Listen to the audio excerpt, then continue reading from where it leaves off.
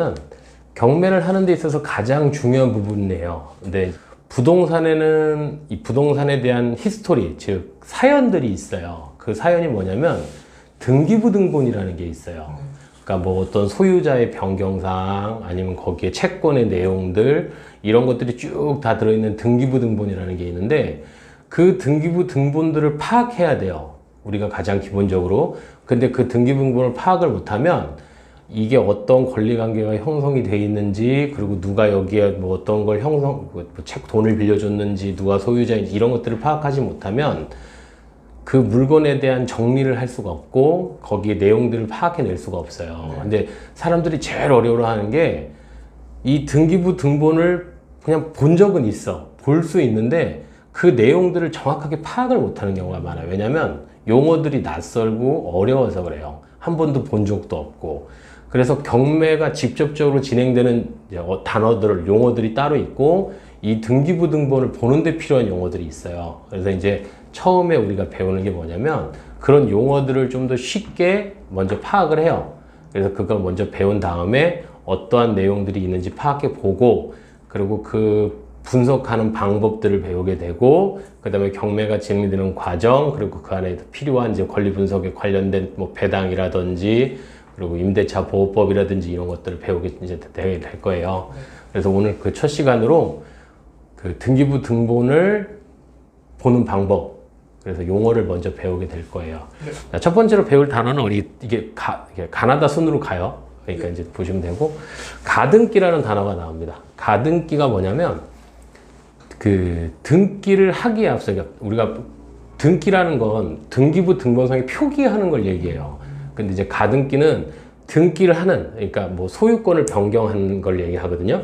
등기를 하기에 앞서서 이제 표시를 해 놓는 거예요. 그러니까 쉽게 얘기해서, 자, 내가 만약에 대리님한테 집을 샀어. 집을 사려고 하는데 집을 사기 전에 뭔가 어떤 이유가 있어서 오늘은 못 사고 한 2년 후에 사고 싶어.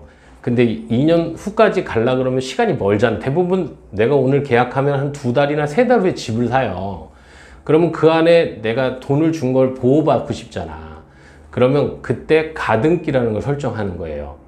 근데 이제 매매 예약 가등기라고 우리가 흔히 얘기를 하거든요. 근데 경매에서는 이게 제일 무서운 등기예요.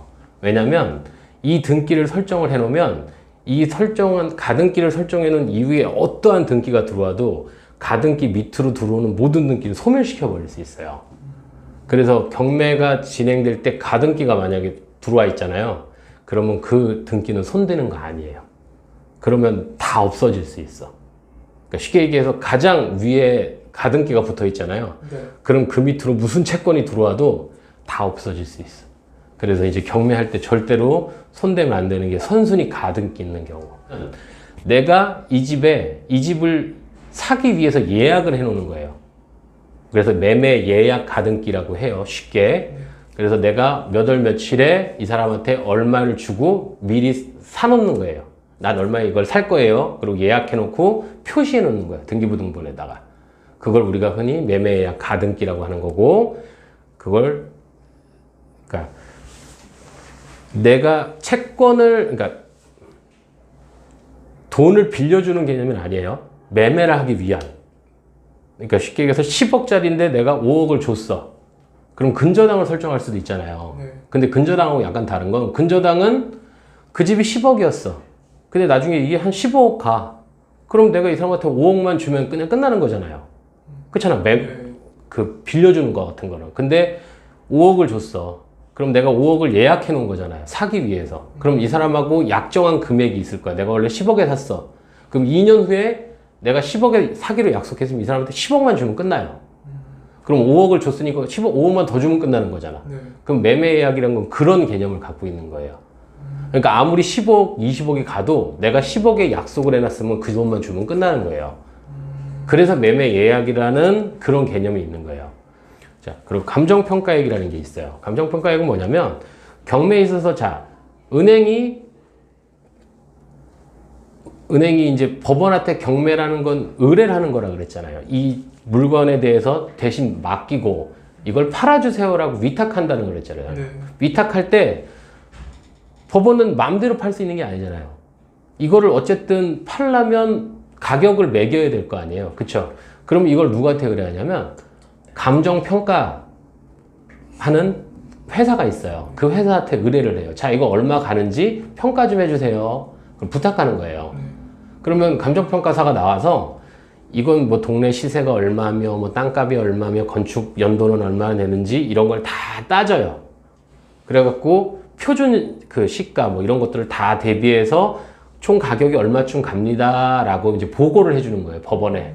그러면 법원에서 그 보고서를 받고서 아, 이 물건은 얼마 정도 갑니다 라고 평가를 내리는 거죠. 그럼 그게 감정평가 얘기예요.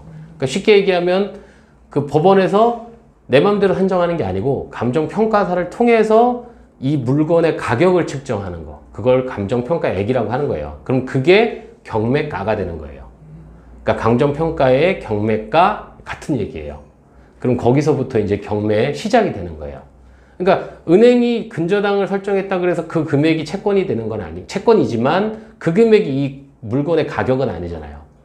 그러니까 객관적인 어떤 가격이 필요하니까 물론 높은 금액을 대출해 줬다 그래서 그 물건이 무조건 좋은 건 아니잖아요. 그건 은행의 생각인 거고 법원이 그렇다고 이거 뭐 우리 마음대로 가격을 정할 수 있는 건 아니니까 객관적인 어떤 그 토대가 필요하니까 감정평가하는 회사에 맡겨서 정확하게 금액을 정하는 거예요. 그게 감정평가액이라고 하는 거예요.